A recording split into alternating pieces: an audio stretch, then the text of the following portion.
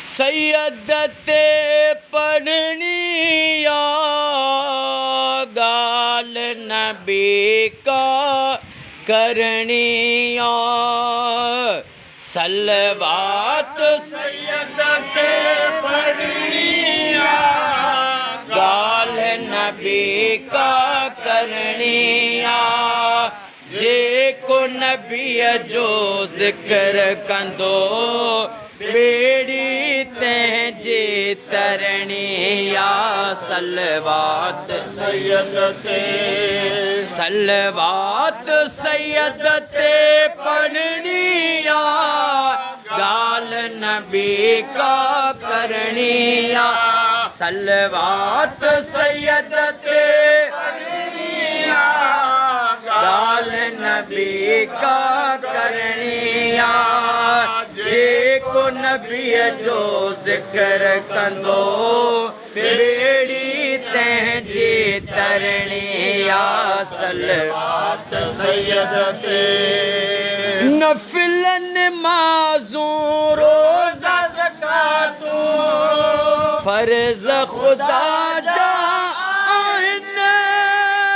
बिना सलात जे फर्ज खुदा जा असुल कबूल ई नाहिनि नफिल नमाज़ूं रोज़ा ज़कातूं फर्ज खुदा जा बिना सलात जे फर्ज खुदा जा असुल कबूल ई नाहे बस डूटी वडी अडियनी या गाल नबी का करनी या डूटी वडी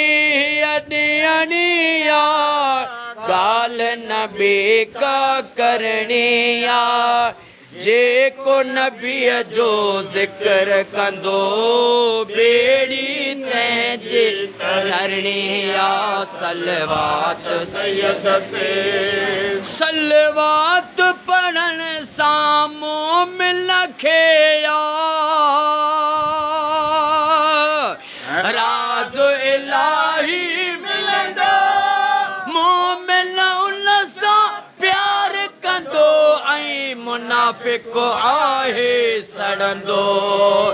सलवात पढ़ण सां मोमिन खे या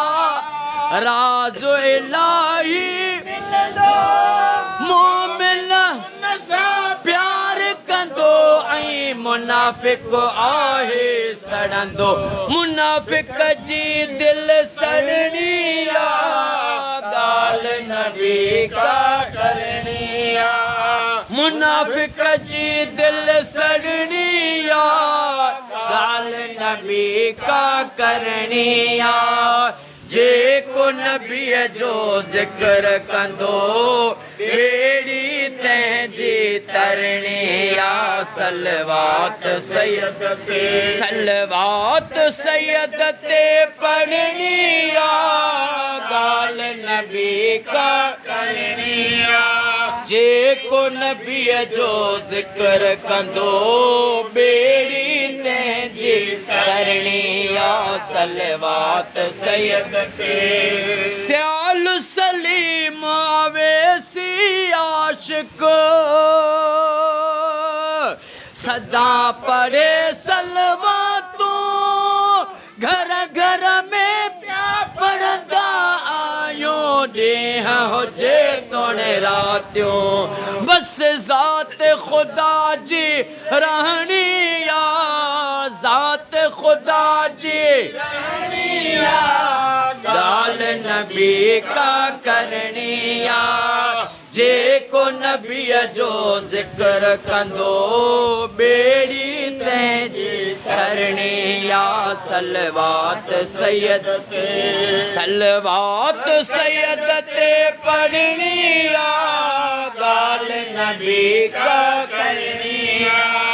जे को नबी जो जिक्र कंदो बेड़ी तंहिंजी तरणी या सलवात सैयद ते नारे रिसालत नारे हैदरी याली